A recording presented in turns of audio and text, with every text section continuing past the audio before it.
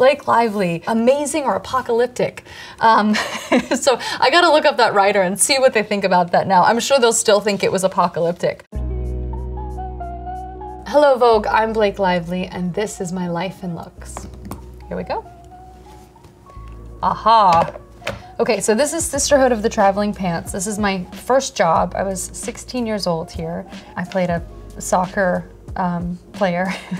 The shoes are questionable. They're really, I don't know why I didn't keep this. I'm in a habit of trying to keep a piece of my wardrobe, and these shoes, wow, they are very 2004. But this was such a special experience because I met 3 of my best friends who remain my best friends. I was so lucky on my first job to meet women who were just so dynamic and powerful and vulnerable and distinctly themselves. I just had like such great role models to look up to. A key part of the story is that each of the women are so different than one another and each have such distinct style and personalities. So to really see how much fashion could define a character or differentiate a character, it really, I think, imprinted on me young. So this is a neat image to look at for that reason. This was my first red carpet ever, or orange carpet rather. Sisterhood of the Traveling Pants was about to come out. I was still in high school, and I remember this was April 2nd, 2005, and I remember that date because I was at a photo shoot for Sisterhood and my sister was about to give birth, and they said, you need to go do this red carpet. So I think 2 of us got invited and 2 of us were not allowed in because we weren't, I don't know, we weren't a big enough deal to make the guest list. They probably regret that now. I bet I'm gonna make it the guest list this year. The teal thing is a t-shirt that my mom found at Forever 21, or I found, I don't know. My mom is so kooky and amazing with fashion. Like she'll find a dress and like cut off the top and wear it as a skirt, and like if she runs out of lipstick, she'll like lick the end of an Advil and rub it on her lips to like give her lips and cheeks. I mean, it's like, I've seen her use dark chocolate as eyeshadow before. And then this little over thing, which felt so cute, my low-rise Abercrombie jeans and Aldo heels. And I had this like fluffy flower brooch that went on the belt buckle, which covered my like Hot Topic belt buckle. And it gave it like a little bit of like a feminine like je ne sais quoi. And then the flower came off. Still to this day, I don't see how horrifying this look is. I see that like, ugh, if the flower would have been there, this look would have been aces. Gossip Girl, this dress. I mean, I think this dress was one of the most critical sort of fashion moments of Gossip Girl. This was a Ralph Lauren dress. This was just like such a beautiful look, those little cropped black gloves. And I ended up wearing Ralph Lauren to the Met. That was my first year that I was invited to a Met Gala. And I think they only invited me because of this dress.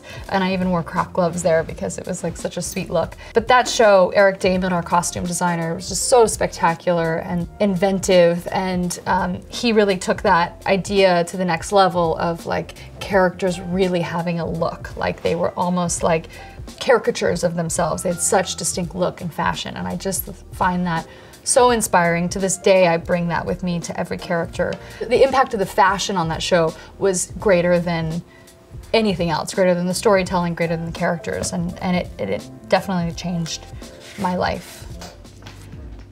Vogue, my God. I mean, this was so surreal. It's still surreal to me. I was, I think, 21 years old. Gossip Girl had been around for maybe a year, and I was asked to be on the cover of Vogue, which was and is still just, I mean, leaves me speechless. I love how classic and old-timey the look was. I look at my life now and things that I'm inspired by now, and I think that this was another one of those things that really shaped me, like this sort of iconic Veronica Lake style hairdo. It was smart, you know, Anna putting a 21-year-old girl on a CW teen soap on the cover of Vogue to make this shoot more timeless.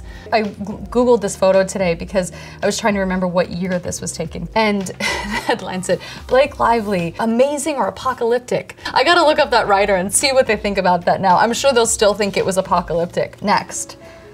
Well, this is Saturday Night Live. Look at that. Oh my gosh, I mean, how cool is that? So I get to host Saturday Night Live, which is just, you know, still, I can't believe to this day that I was able to host Saturday Night Live. I don't work with a stylist, I never have. The stylist, I believe his name is Tom there. He does the costume designs for Saturday Night Live. I went to him like the night before and I said, oh, so what do I wear for the monologue? And he was like, oh, we don't do that. We do all the character pieces. And I said, well, I don't know what to, I was styling myself, but I wasn't calling in looks at the time. I would just sort of go in the closet of whatever we had at Gossip Girl and borrow. So he pulled a dress from Topshop the day before. This is just a, you know, sweet Topshop dress. And yeah, I'm wearing these beautiful earrings, and I got to host Saturday Night Live next. So this was my second Vogue cover. Amazing or apocalyptic? I don't know. Amazing. This is Rob Machado back there, who's one of the greatest surfers alive ever. So he took me out on a longboard and he would paddle, paddle, paddle. And I was just like, it was the best. I just like sat on the board. And every single time he would stand up and he said, my goal is, if I do my job right, you won't get wet at all. Okay, so this night, we were shooting Gossip Girl in Paris. This was the night that I met Karl Lagerfeld for the first time. I told Anna Wintour that I was a big fan of his and that I would love to work with Chanel one day. And she was like, well, let's go to dinner. Come to dinner with us. So she invited me out to dinner with her and Karl. I wanted to wear something for Karl that felt, I don't know, different, or like it had a perspective or take. So I asked to wear a men's blazer and they were like, oh, I don't know about that. And now you see it and you're like, well, obviously, like that was a thing. But at the time, this was like I was very scared to leave the house in like an oversized men's blazer with these short shorts. And the sequins were like little turquoise paillettes.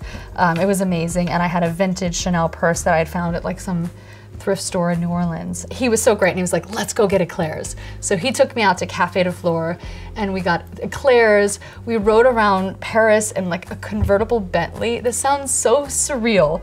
And I thought, well, Karl, he's gonna be noticed, but I mean, I guess you don't mind. But you're sitting in like this, it was like white or silver. It matched his outfit in some way. It was like Disney Cinderella's movies don't capture what I felt on that night. Sweet Karl. Okay, next. Okay, so this is the Savages premiere. This is a Zahara Murad dress, beautiful vintage jewelry that Lorraine Short sent to me. I don't know, a year or two later, they made a Barbie with this dress. They changed the hair a little, but I was like, I made it onto a Barbie, look, Mom. And they were like, no, no, no, that's not you. I was like, wait, no, but it is. Like, it's the same dress, it's the same. They're like, no, you're mistaken. This is Cannes. This is my first time at Cannes. This is a beautiful custom Gucci dress. So this dress was made for the Met. So 2 weeks before, 1 or 2 weeks before was the Met, the Charles James exhibit. It was the first time my husband and I did a red carpet together, but I was meant to wear that dress that I wore to the Met here to Cannes, and I was meant to wear this for the Charles James. But a couple nights before I thought, well, there may be other people wearing something similar, so let me flip-flop them. The jewels on this, on the front side of this, these diamonds, they were insane. I just love this because I love jewelry. I think it's such an important part of fashion and styling, but this was one where it was just like simplicity. I mean, it's easy to say simplicity when you're dripping in like, I don't know, 500 carats of diamonds, but it was just so chic. I just like, this is still one of my favorite looks of all time to this day. So this is the Angel Ball. I'm wearing another beautiful Gucci dress here. When Gucci sent this dress, they still didn't know I was pregnant. But I said, oh, this look cute, because they look kind of stretchy, so I thought I may be able to squeeze into it. But this was a charity event that I went to for Lorraine Schwartz. It's a great event that raises money for cancer. People suspected I was pregnant, but this was like the moment. This was sort of, I guess, my pregnancy coming out. That was a fun night. This is The Age of Adeline. Those are my own pants I'm wearing. You'll see I show up with my own wardrobe a lot. But that was a movie that was such an amazing experience. I got to work with Angus Strathy, who was the costume designer for Moulin Rouge. And that's one of my favorite movies of all time. So I was sufficiently geeked out to be working with him. And my character is born in 1900 and it spans until current times. There was just the most incredible hair and makeup, costume design. Anne Carroll was the hairstylist. She used my own hair for the front of everything. She would roll up my own hair under it and style my hair in the front to sort of look like this more like 1950s look. So that was just such a great tour through fashion and beauty. And then on this movie, I secretly got pregnant. We found out while I was shooting this movie. It's especially meaningful to me, this film and this experience. Cannes again. I do have a life between Cannes and pregnancies. I just want to make that clear, that my life in looks, there were many years that happened between this. Nobody had seen me since I was filming The Shallows, and I was, you know, in a bathing suit in that. And then nobody saw me for, I think it was like 5 months later. I went to Cannes, and the first few looks that I wore at Cannes, you can't tell that I'm pregnant, because I am very private and I'm very protective of my children, and I don't want to share them with the world, and I feel like that starts when they're in the womb. So I just thought, I'm just gonna dress like I'm not pregnant. I'm just gonna wear what I would wear if I wasn't pregnant. It was sort of a neat press tour, because I remember I would like show up one day and they'd be like, she's pregnant, and then the next day you'd see another dress and they're like, oh shoot, maybe she's not, maybe we misspoke. Which I also think was an interesting conversation, because like, why do we obsess over women's bodies and like what's going on? Like, if I want to say I'm pregnant, I'll say I'm pregnant. Otherwise, like, it's just me showing up on a red carpet. Like, our bodies are ever changing and ever evolving, and like, you know, that doesn't belong to anyone else. So here is A Simple Favor. The fun part about A Simple Favor is because I was so inspired by Paul Feig's looks. I mean, he was my muse, even though he was the director. I sat down with him and I thought we were gonna talk about the character in one of our first meetings. And he said, what do you want her to look like? What do you want her fashion to be? And that really caught me off guard, because I was used to going to directors and saying, okay, this is what I think the fashion should be. This is where I think we should go with the style. And it was something that was like the last on their mind. So when he asked me so ahead of time, I honestly didn't know what to say, and I was blown away. We had the most incredible costume designer, Renee Kalfas, and she was someone who, like, you know, Paul and I talked about that idea, and then she took it and just like ran with it. She sourced the most amazing suits, and we had the best time together. If I could work with her on everything, I would. She was just, oh, she's somebody who like makes anything feel possible. But anyway, I would show up on set some days and Paul and I would be like Mary-Kate and Ashley, would be like full twinning in the exact same outfit. It was like a permanent who wore it better each day with Paul Feig. This is without a doubt my favorite look of all time. This is the Met Gala 2018 Versace dress. I get very involved in the design of the dresses. I don't know if it's just that I'm a Virgo or that I need a life. This one was actually a dress that they had made, but it had a train that was like this, like it was a shorter train. So we took this dress and said, okay, what if, I said, can you guys add like 8 feet of train?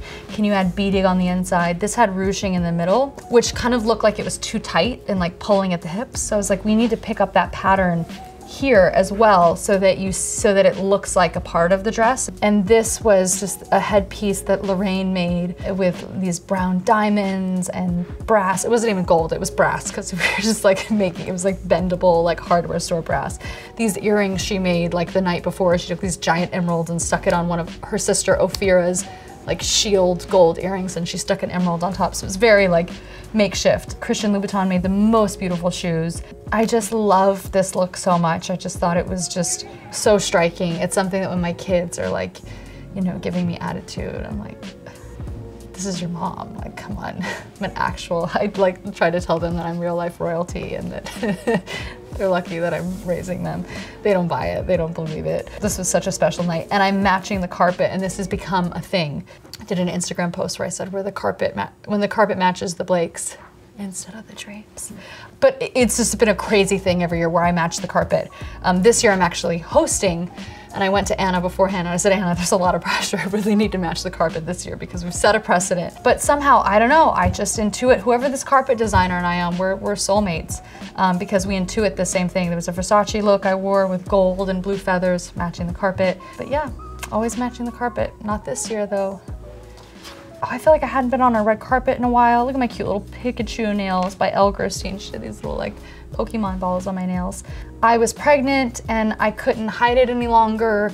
My husband was doing a premiere for his movie, so we thought, well, instead of letting some paparazzi walking down the street get a photo, I'll just show up looking like, you know, a giant yellow ball. And then my husband in his cute denim vest. How sweet is that? Okay, so this is my first ad for my company, Betty Buzz. They were made to be mixers, so my husband is, you know, a gin slinger. So when I went to do my first ad for Betty Buzz, I went in his closet and I was like, this would sort of be great if I just like took his clothes, because you drive around New York City and there are trucks with his face on it, with his aviation bottle. But I thought, like, how fun would that be to sort of like surprise him with a truck with my face on it. So I went in his closet and like put on his favorite coat. This is like a Rick Owens jacket, and his jeans and t-shirt, like same chair, same spot. And so anyway, and that was like the first Betty Buzz ad. And people saw that ad and it went over very well, but what people don't know is that I'm actually wearing his clothing in it. So you guys gotta find a picture of him in this exact same coat. So this is the Adam Project premiere. I just wanted to look like My Little Pony. Like, I just wanted my kids to like think I'm fabulous.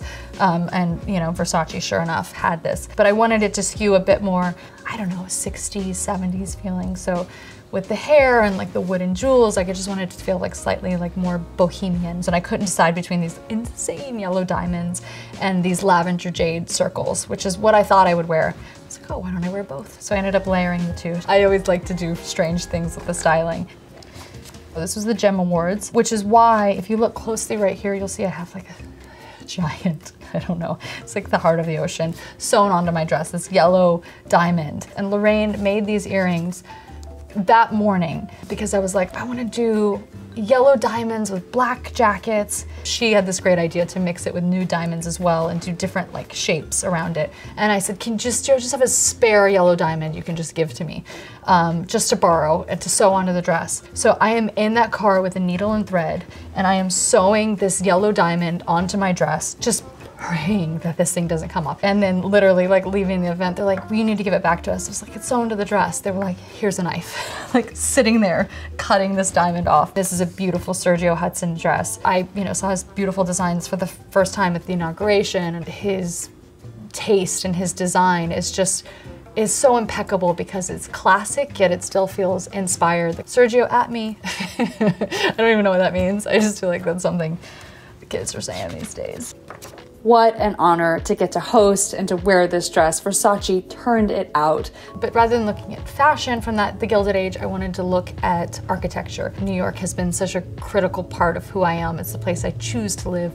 It's the love of my life other than my family. So I thought, well, I would love to arrive in a copper dress and have that dress patina as I ascend the carpet and turns verdigris, which is, you know, oxidized copper. The Statue of Liberty obviously showed up as a shiny copper like a penny, and now it's the green that we have. So instead of me performing, I wanted sort of the dress to perform. I think Versace thought I was crazy when I called them and pitched this. This column of the dress, the lines in it are an homage to the Empire State Building. The draping on the side is sort of a tip of the hat to the Statue of Liberty. And this is the constellation ceiling of Grand Central Station. Grand Central felt like a sort of a really neat full circle moment because the first shot of Gossip Girl, I'm on a train and I pull into the station and it's a shot of Grand Central Station. So that's it. That's my life in looks. Thank you so much for watching. I can't wait to, in a few decades from now, do some geriatric fashion with you guys, really round out this life in looks. And I think I get to sign this thing. So who am I signing it to? My mom? Can we give this to my mom? Thank her for all she did to get me here? Mom, this one's for you. Thanks.